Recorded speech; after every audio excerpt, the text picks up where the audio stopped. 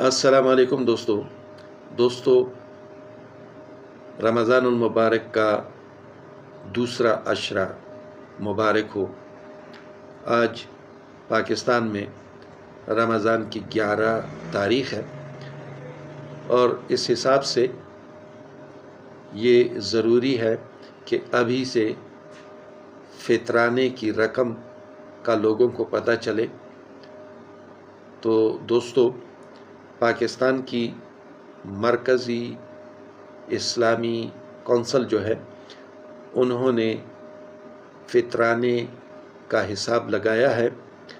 तो जो कम से कम फ़ितराना है वो गेहूं के हिसाब से यानी गंदम के हिसाब से उन्होंने बताया है कि 300 रुपया फ़ी कस फ़ितराने की रकम बनती है। और इसी तरह से हमारे ज़िला करक में यूनियन कौंसल नरीपनोस के उलमा भी मिल बैठे हैं और उन्होंने भी फ़ितराने की रकम गेहूं के हिसाब से जो निकाली है वो बताई है कि ये तकरीबन 270 रुपया फ़ी कस बनती है।